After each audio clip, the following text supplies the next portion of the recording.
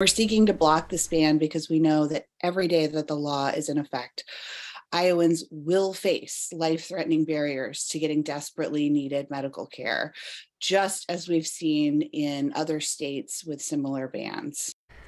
Austin also gave us a preview into their legal argument. ACLU of Iowa is claiming that this ban violates a constitutional right to an abortion and the right to a substantive due process.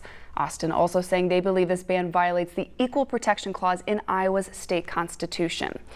And Senate Majority Leader Jack Whitver says he's disappointed the ACLU and Planned Parenthood are filing this suit, saying that this bill, quote, clearly and unmistakably reflected the will of the legislature, and that he's optimistic that this time the Iowa Supreme Court will find this ban constitutional. Now, with this legal suit filed, many questions remain about what the next steps could be for this bill.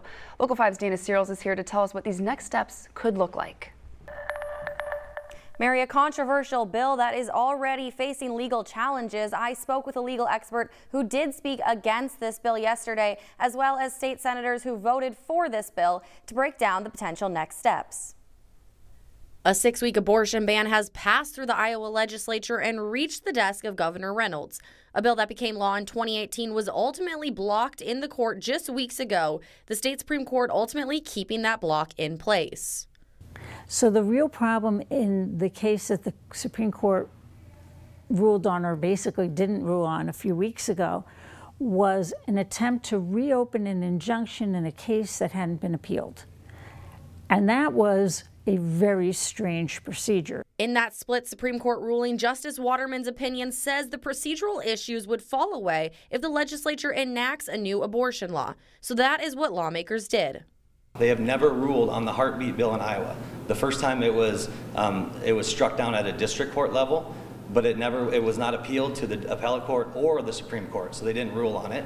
And this time they're ruling on a procedural motion of whether they'll lift an injunction, and they said we're not going to lift an injunction, and we're not even going to rule on the underlying heartbeat bill.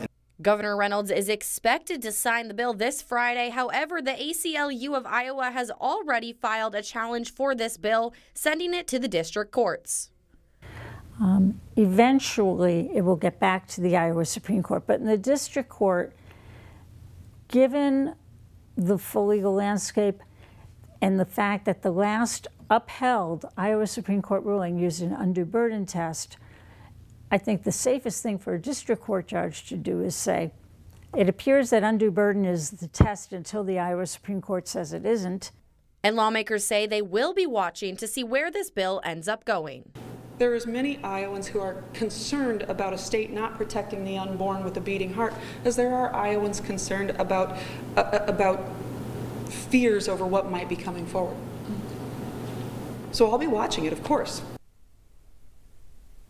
Frank says that the whole process could take about a year. However, it all depends on what the district courts decide to rule. Now, Governor Reynolds will be signing this bill on Friday at the Family Leadership Summit, which will immediately put this abortion ban into effect. Mary? All right, Dana, thank you. Meantime, Governor Reynolds released a statement right after this bill passed, saying that she plans to sign it into law this Friday. Now, the signing ceremony will happen during the Family Leadership Summit, a conservative political event hosted by an evangelical advocacy group.